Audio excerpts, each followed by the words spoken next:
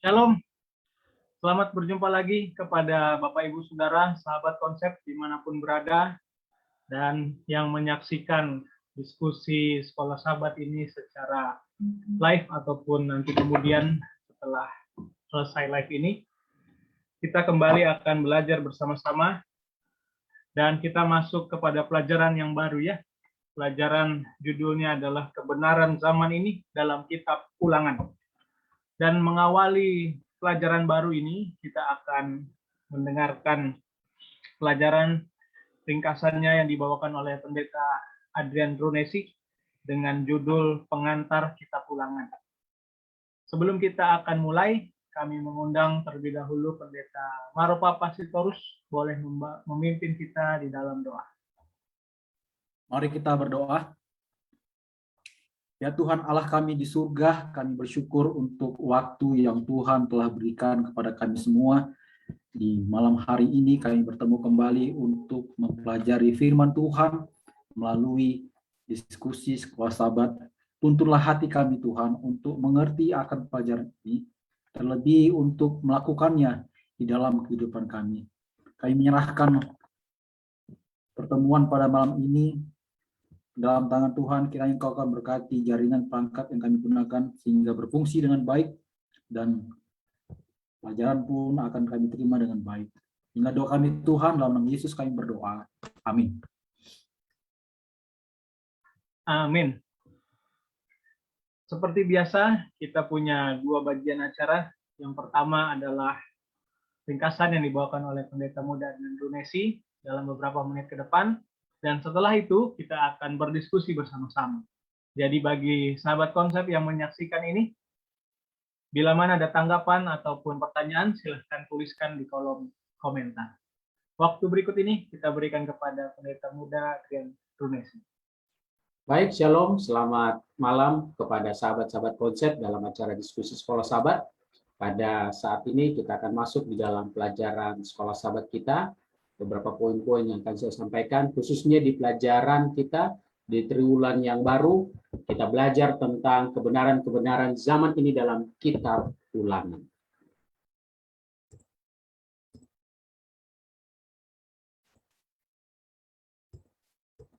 Baik, pelajaran kita khususnya untuk sepanjang minggu ini, pelajaran yang pertama, judulnya adalah Pengantar Kitab Ulangan.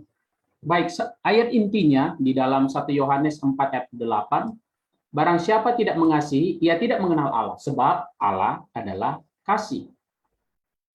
Di dalam kitab Ulangan, ya, kitab Ulangan adalah kitab yang menceritakan pengalaman hidup orang Israel dalam konteks kebenaran dan keselamatan. Dan ini menggambarkan umat-umat Tuhan yang sedang menantikan tanah perjanjian yang sesungguhnya yang akan segera didapatkan oleh umat-umat Tuhan. Di dalam pelajaran Sekolah Sahabat kita, di mana pelajaran tentang mengasihi, dikasihi. Ya, Allah kita adalah kasih.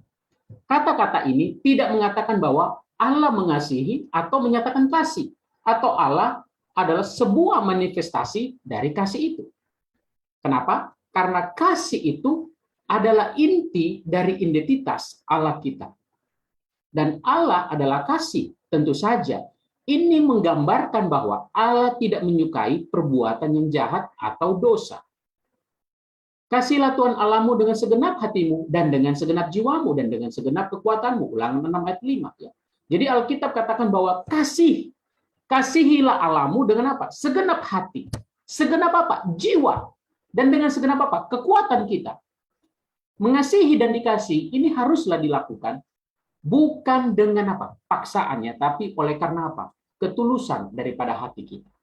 Dalam Yeskiel 28 ayat 15 mengatakan di sana, ya, menceritakan bagaimana ketika Lucifer adalah makhluk malaikat yang diciptakan dengan memiliki kebebasan moral, dengan arti bahwa dia memiliki pilihan untuk hidup, mengasihi atau sebaliknya. Namun pada akhirnya dia memilih apa? Dosa. Jadi Lucifer itu dia diciptakan sebagai malaikat Tuhan, memiliki apa? Kebebasan moral. Jadi dia punya hak untuk memilih, mau pilih yang baik, mau pilih yang jahat. Tapi sayangnya dia memilih untuk apa? Jahat. Di dalam pelajaran kita, di sana juga disinggung tentang pelajaran kejatuhan dan air bah. Di dalam Kejadian 2 ayat 16 sampai 17, di sana disebutkan dengan diberi pohon pengetahuan. Jadi ketika Tuhan menciptakan akan Taman Eden ini, lalu menciptakan isinya termasuk Adam dan Hawa, lalu Tuhan menciptakan apa? Ada pohon pengetahuan baik dan jahat, dan itu diletakkan di tengah apa? Di tengah taman itu.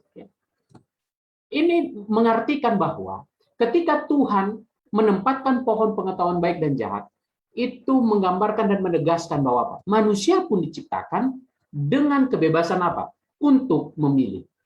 Namun sayangnya pada akhirnya kalau kita lihat di dalam Kejadian 3 ayat 1 sampai 7, di sana diceritakan bagaimana ketika manusia ya, Hawa dan Adam, mereka memilih untuk jatuh di dalam dosa. Nah, setelah manusia itu jatuh dalam dosa, hati manusia itu apa? Cenderung semakin jahat ya. Dan hingga tiba di zaman cerita apa? Nabi Nuh. Ketika Tuhan mengizinkan air bah di zaman itu menggambarkan bahwa Allah ingin memulai suatu kehidupan yang baru kembali, yaitu kehidupan yang hatinya memiliki buah kasih. Namun ternyata sayangnya adalah manusia semakin jahat dan terbukti di zaman Nimrod mereka membuat menara Babel untuk meninggikan diri mereka dan menyangkal kenapa? Akan Allah. Dan akhirnya apa yang terjadi?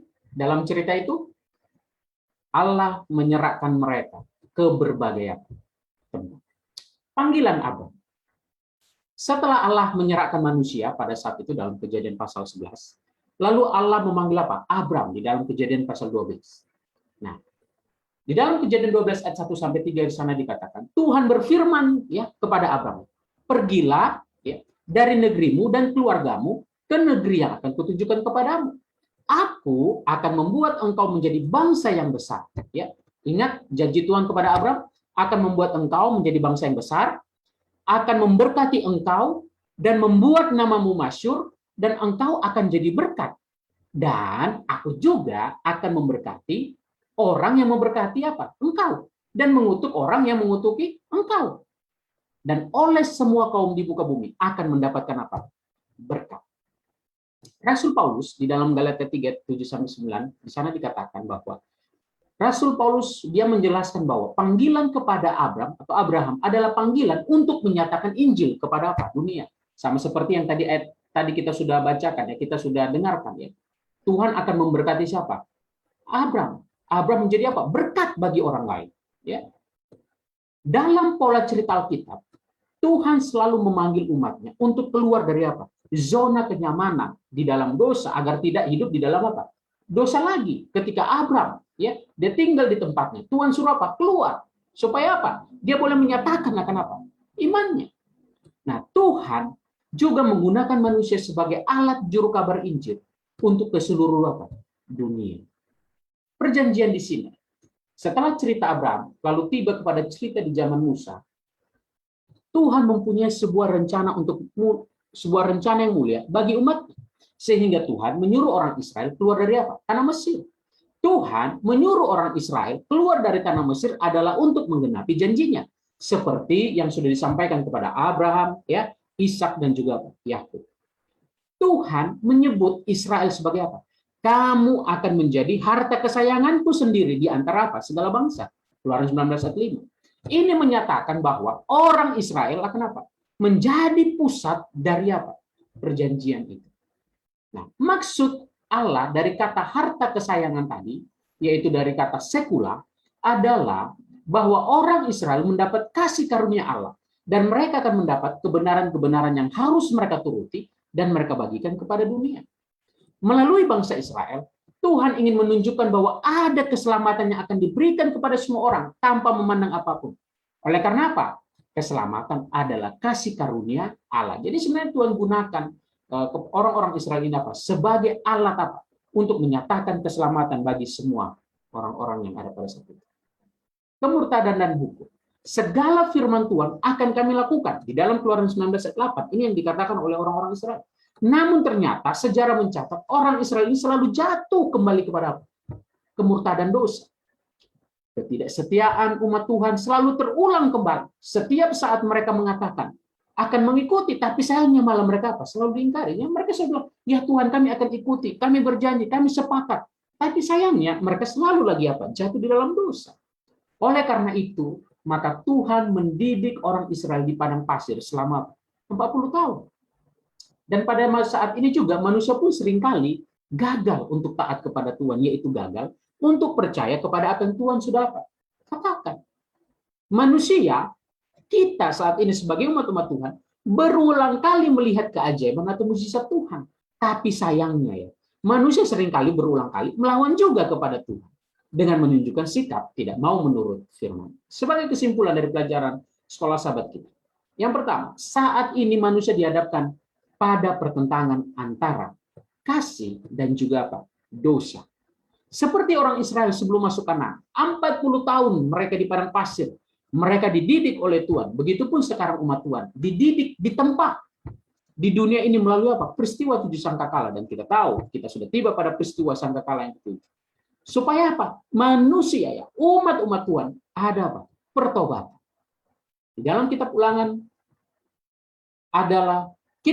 adalah sebuah panggilan untuk mempelajari dengan mengajarkan firman Allah. Makanya Ulangan 6 ayat 7 katakan, haruslah engkau mengajarkannya berulang-ulang kepada anak-anakmu dan membicarakannya apabila engkau duduk di rumah, apabila engkau sedang berjalan dalam perjalanan, apabila engkau berbaring, dan apabila engkau bangun. Inilah yang harus dilakukan sebagai umat-umat Tuhan.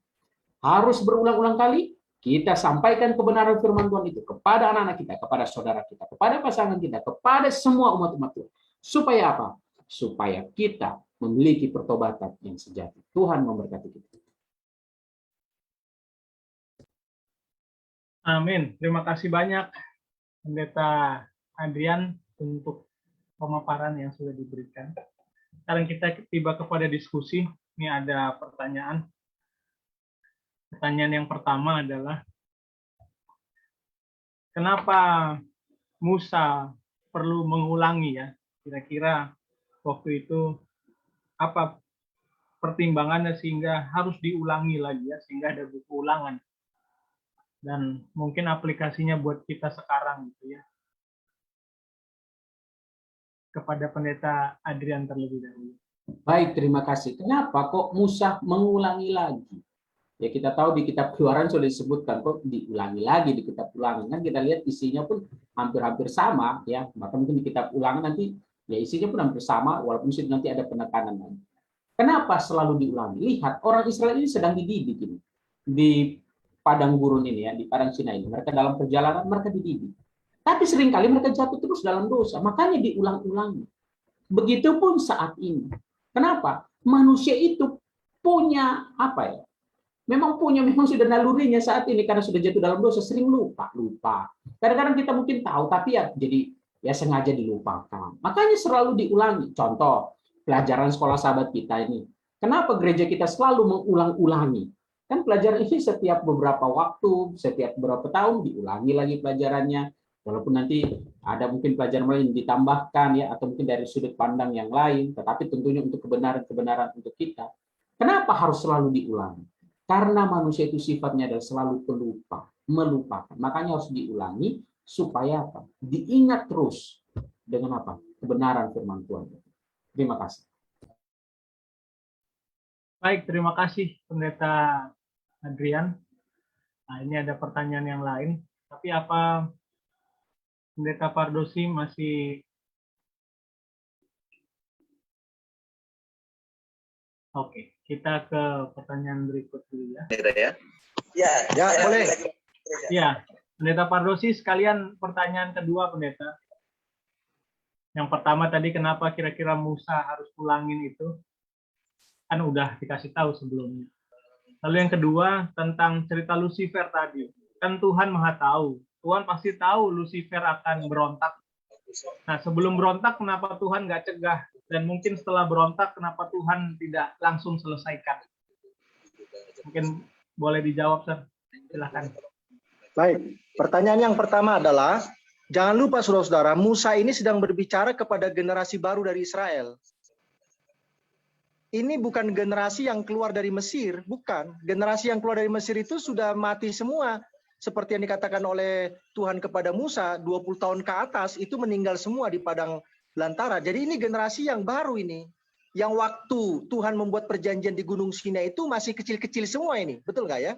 masih kecil-kecil, ya. Jadi ini kepada generasi yang baru, itu sebabnya perlu dipastikan bahwa generasi ini tidak akan mengulangi kesalahan yang sama seperti yang dilakukan oleh nenek moyang mereka. Ya, kan di Gunung Sinai itu kan generasinya adalah generasi pertama. Sementara sebelum menyeberangi Sungai Yordan ini, maka Musa berbicara kepada generasi yang kedua. Makanya setelah mereka menyeberang Sungai Yordan, terjadilah sunat yang dilakukan oleh Joshua. Ini sunat kepada siapa? Ya sunat kepada generasi yang tidak sempat disunat di padang belantara. Ya, jadi itu yang pertama. Yang kedua, kenapa Tuhan tidak langsung membunuh setan di sorga?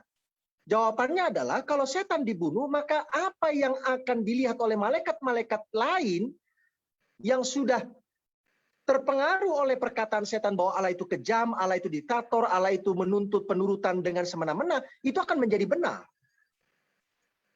Sekarang Tuhan ingin malaikat-malaikat yang sudah terpengaruh itu, pada akhirnya kan mereka memilih. 2/3 memilih ikut Tuhan, 1/3 memilih ikut setan. Yang 2/3 ini pun harus jelas bahwa tuduhan setan itu salah. Dan itu dibuktikan dengan Yesus justru dibunuh oleh setan. Dan ketika Yesus dibunuh oleh setan, maka semua malaikat, baik 1/3 yang ikut setan maupun 2/3 yang tetap memilih Tuhan, akhirnya mendapatkan kejelasan bahwa memang setanlah yang salah, bukan Tuhan itu sendiri. Ya. Nah, kenapa Tuhan ciptakan Lucifer kalau tohnya dia punya kecenderungan untuk berbuat dosa? Ini sama dengan kenapa Tuhan ciptakan Adam dan Hawa. Kalau juga Tuhan tahu bahwa Adam dan Hawa itu mempunyai kecenderungan untuk berbuat dosa. Tuhan itu maha kasih. Tetapi kasih itu kalau tidak punya objek untuk menerima kasih, susah dikatakan sebagai Tuhan maha kasih. Ya, jadi kenapa Tuhan ciptakan makhluk-makhluk? Supaya makhluk-makhluk itu bisa menerima kasih Tuhan. Termasuk Lucifer, termasuk Adam dan Hawa. Jadi Tuhan ciptakan mereka untuk menjadi objek Tuhan mencurahkan kasih-Nya. Bahkan ketika sudah berdosa pun, Tuhan masih curahkan kasih-Nya kepada Adam dan Hawa dengan dia menawarkan keselamatan. Apakah kepada setan Tuhan tidak menawarkan satu jalan supaya dia kembali lagi kepada Tuhan waktu masih di sorga? Ditawarkan. Tapi ketika sudah keluar dari sorga, maka kesempatan itu tidak akan ada lagi kepada setan. Terima kasih banyak. Amin. Terima kasih banyak, Pendeta Pardosi, untuk jawaban yang begitu jelas untuk 2 pertanyaan pertama tadi. Sekali lagi saya menyapa Bapak Ibu Saudara, sahabat konsep yang bergabung di Zoom. Saya lihat di sini ada hampir lebih dari 10 ya bergabung ya. Puji Tuhan, terima kasih sudah luangkan waktunya. Nah, kita ke pertanyaan ketiga sekarang. Saya lebih dahulu sebelum ke Pendeta Adrian nanti, saya ingin ke Pendeta Jimmy dan Pendeta Adi. Nah, ini ada pertanyaannya begini. Mengapa air bah hanya terjadi sekali, sedangkan dosa pemberontakan kepada Tuhan tetap terulang ya? Nah, kita tahu waktu itu ada air bah karena begitu jahat ya, begitu banyak dosa waktu itu ya. Tapi kenapa air bah hanya jadi sekali, tapi dosa pemberontakan kepada Tuhan tetap terulang? Mungkin boleh ditanggapi terlebih dahulu Pendeta Jimmy dan Pendeta Ari kemudian. Baik, mengapa air bah terjadi sekali? Ya karena memang Tuhan sudah katakan ya di dalam Kejadian pasal yang ke-8, saya mau bacakan sini, ayat 21. Demikian firman Tuhan, ketika Tuhan mencium persembahan yang harum itu, berfirmanlah Tuhan dalam hatinya, aku tak akan mengutuk bumi ini lagi karena manusia, sekalipun yang ditimbulkan hatinya adalah jahat dari sejak kecilnya, dan aku tak akan membinasakan lagi segala yang hidup seperti yang telah kulakukannya. Artinya bahwa ini tidak akan terjadi lagi air bah sebagaimana yang sudah terjadi pertama sekali itu. Nah, lalu kemudian apa yang terjadi ketika ada orang berdosa dan memberontak di zaman setelah air bah? Ya beda lagi hukumannya, ya kan? Beda lagi hukumannya. Bisa saja hukumannya kepada keluarganya, ya, atau bisa saja hal-hal terjadi di dalam kehidupan orang itu, tidak lagi mungkin secara keseluruhan dari bumi ini. Oleh karena Tuhan sudah janjikan bahwa dia tidak akan lagi melakukan air bah itu sebagaimana yang sudah dilakukan sebelumnya. Lalu kemudian pemberontakan kepada Tuhan tetap terulang, ya tetap terulang. Sampai Yesus datang pun akan tetap terulang terus kejahatan-kejahatan. Ya. Karena manusia ini kan sudah rusak sejak kejatuhan dalam dosa. Maka ketika sudah rusak, moral semakin merosot, mental semakin berkurang, dan lain sebagainya, ya. Kerohanian menurun, kejahatan bertambah-tambah, dan pemberontakan semakin merajalela. Maka itu akan terus berlangsung sampai Yesus datang, ya, sehingga orang-orang jahat nanti akan dibinasakan. Terima kasih, itu yang bisa saya tambahkan. Terima kasih Pendeta Jimmy. Nah, ini berikutnya Pendeta Ari. Silahkan Pak Pendeta. Terima kasih. Ya, jadi kenapa itu tidak terulang? Saya pikir sudah cukup jelas dijawab oleh Pendeta Jimmy tadi berdasarkan kejadian ya pada saat itu, dan Tuhan sudah bilang dia tidak akan ulang, dan dia buat tanda pelangi sebagai perjanjian. Ya, walaupun pada zaman ini tanda itu dipakai sebagai hal yang tidak sesuai dengan hal itu, sesuai pembahasan Pendeta Adrian minggu lalu. Ya, tapi pada dasarnya kalau ada orang bertanya kenapa itu tidak terulang, apakah orang yang kena hukuman sebelum zaman air bah itu luar biasa mengerikan, sedangkan setelah air bah tidak seperti itu, apakah tidak adil? Begitu kira-kira mungkin gambarannya. Kenapa orang-orang itu jahat, di restart ulang buminya, tapi yang sekarang belum? Ya, yang satu mungkin pada akhirnya nanti bumi ini juga akan berakhir dengan semua kejahatannya pada saat Yesus datang. Tetapi saya pikir kembali lagi pada prinsipnya bahwa kesempatan bertobat itu sama porsinya. Sebelum air bah juga Tuhan kasih kesempatan kepada mereka, Nuh berkhotbah dengan lama, dan tentunya kasih Tuhan itu bisa dibilang sama walaupun orang hidup sebelum air bah dan sesudah air bah, walaupun konsekuensinya mereka langsung terima waktu itu, bagaimana mereka harus mati karena mereka tidak percaya akan keselamatan dari Tuhan melalui bahtera itu. Jadi saya pikir kenapa tidak terulang, mungkin ya karena Tuhan mau pakai cara lain supaya tentunya banyak manusia bisa lebih selamat, dan kita jangan menyia-nyiakan kesempatan yang sama seperti orang-orang sebelum air bah menyia-nyiakan kesempatan keselamatan itu. Terima kasih. Amin. Terima kasih Pendeta Ari. Saya mau ke Pendeta Adrian, dan setelah itu mungkin ke Pendeta Alex. Di pelajaran sekolah sahabat ada cerita tentang panggilan kepada Abram yang nantinya jadi Abraham, gitu ya. Lalu di buku Galatia disebutkan bahwa mereka yang hidup dari iman itu juga disebut anak-anak Abraham. Nah, kita ini sering ya menghubungkan, sebagaimana penulis sekolah sahabat juga ada pertanyaan di hari Selasa itu ya, sebagai anggota gereja Advent, apa persamaan yang ada di antara kita dan Ibu Israel zaman dulu ya? Dan mungkin pelajaran penting apa yang kita bisa ambil? Saya pikir begitu ya, seperti Pendeta Ari katakan tadi ya, pelajaran yang harus kita ambil gitu. Nah, mungkin Pendeta Adrian boleh berbagi mungkin 1-2 hal, dan lanjutkan Pendeta Alex. Kira-kira apa sih samanya kita sama orang Israel waktu itu? Dan apa sebenarnya pelajaran penting yang harus kita ambil? Silahkan Pendeta Adrian.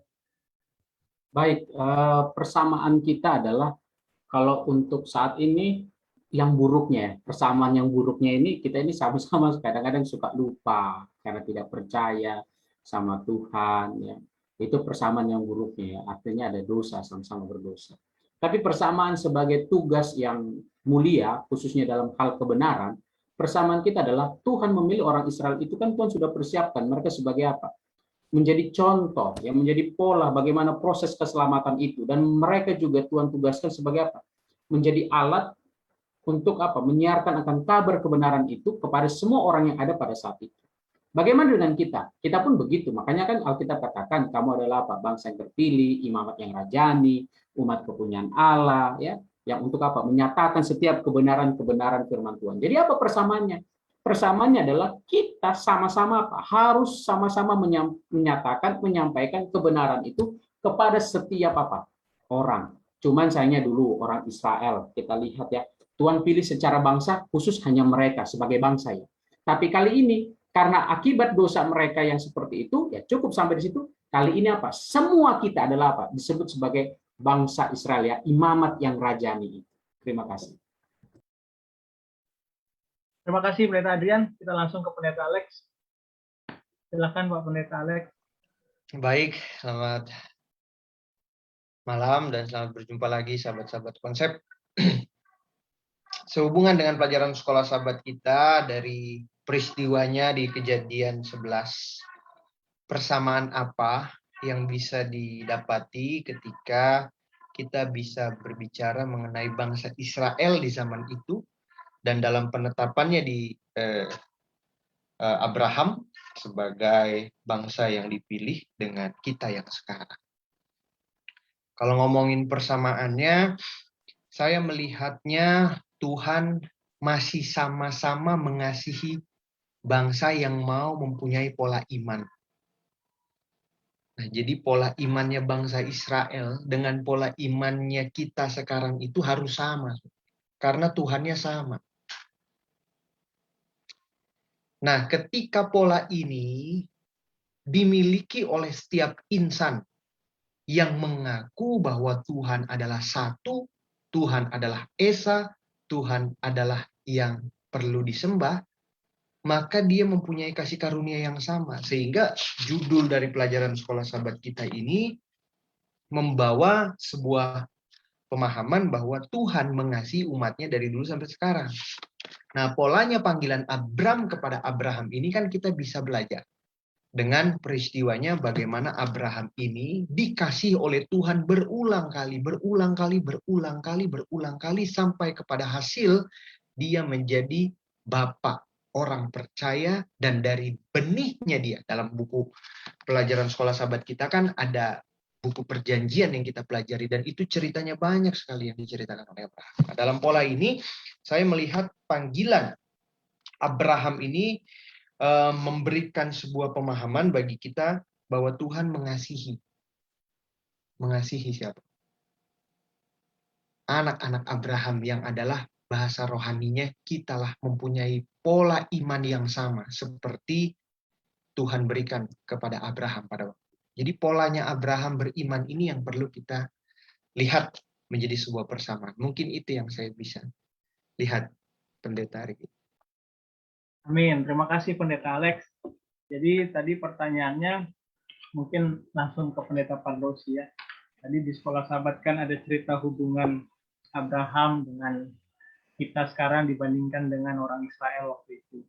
Apa persamaan kita ya? Tadi Pendeta Adrian jawab bahwa persamaan kita sama orang Israel itu sama-sama, kitanya nih sama-sama tidak menurut ya dalam banyak hal. Lalu Pendeta Alex sampaikan persamaannya adalah walaupun sama-sama tidak menurut, Tuhan tetap mengasihi ya.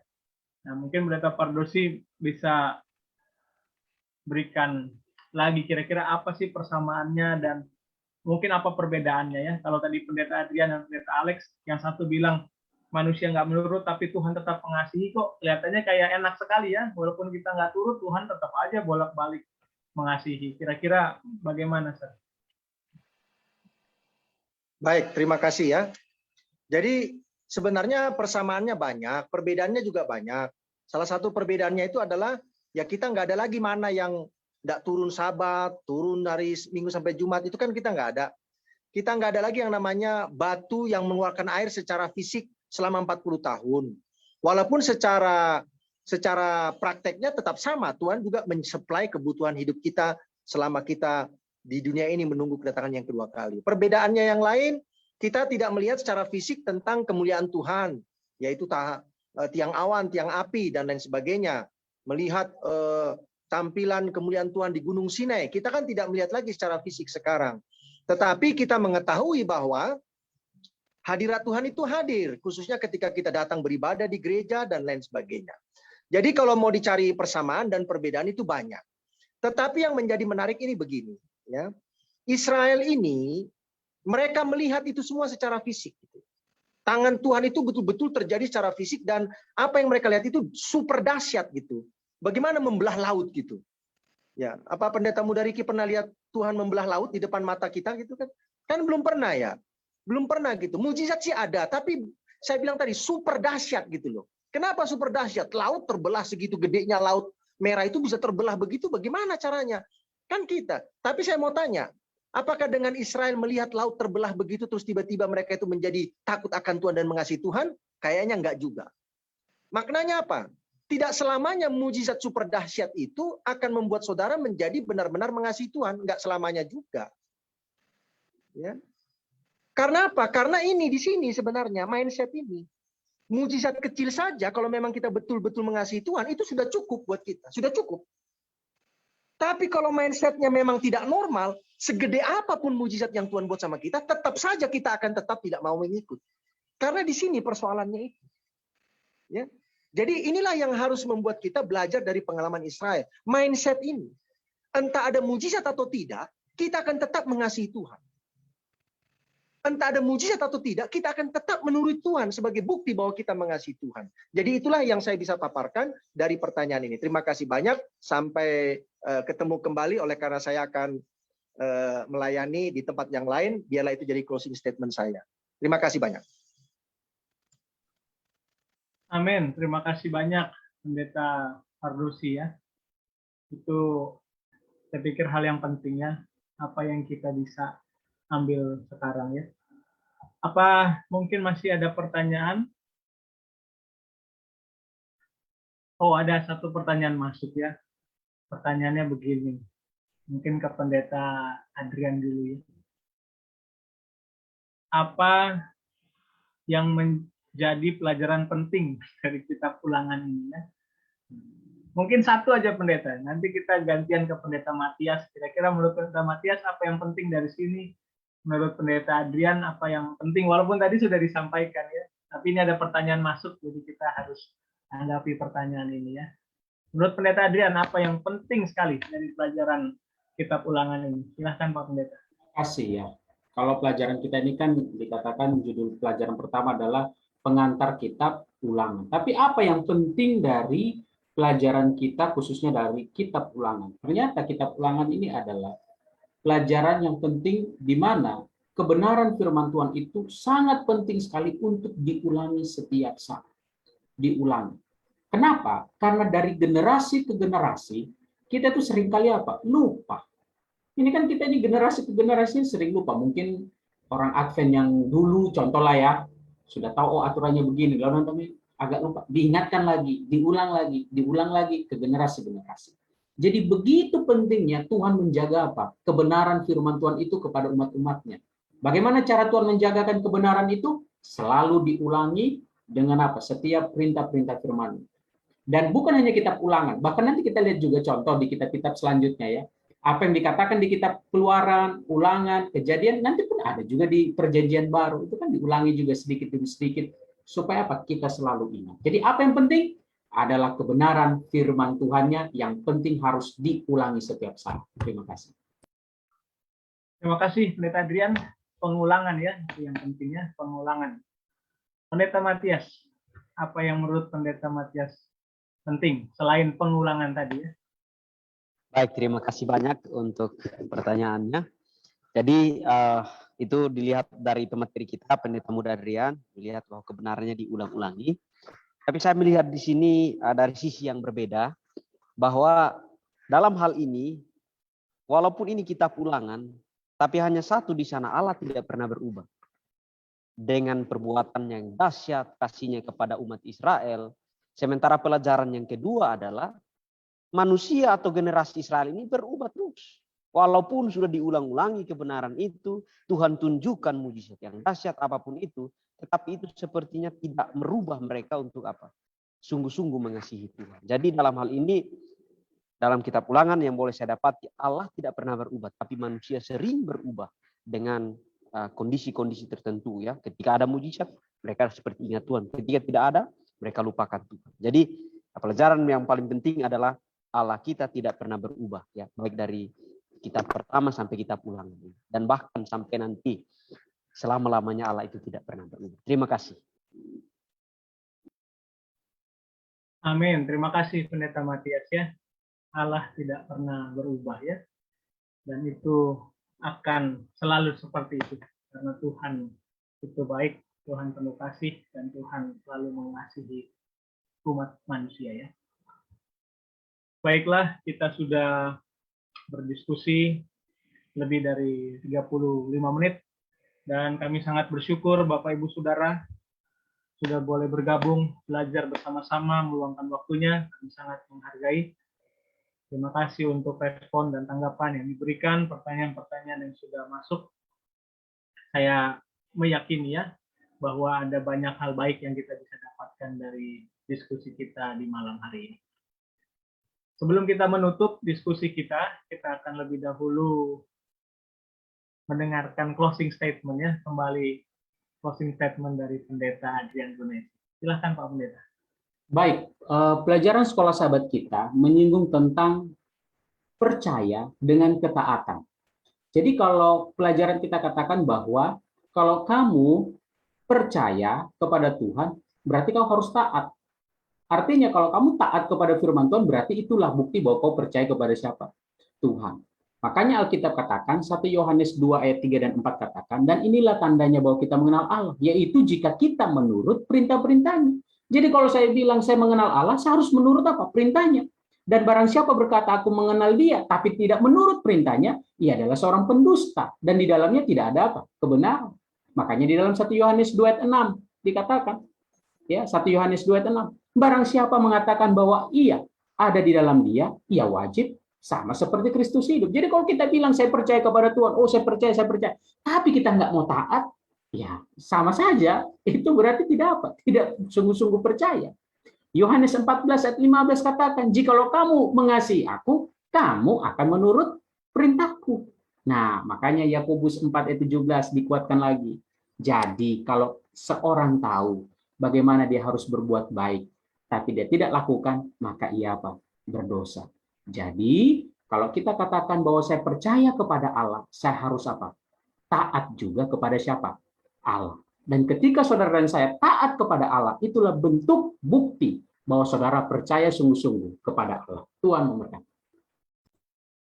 Amin, puji Tuhan. Terima kasih banyak Pendeta Adrian untuk pemaparan, pelajaran yang sudah diberikan, jawaban-jawaban atas pertanyaan kepada sahabat-sahabat pendeta muda juga yang lain. Terima kasih untuk jawaban-jawaban atas pertanyaan yang sudah ditanyakan tadi ya. Saya percaya bahwa diskusi ini pasti membawa berkat, membawa manfaat, dan mudah-mudahan boleh memperkaya kita akan pengetahuan tentang firman Tuhan dan menguatkan iman percaya kita. Kita akan menutup diskusi malam hari ini, dan kami meminta Pendeta Jimmy Huta Barat boleh memimpin kita di dalam doa.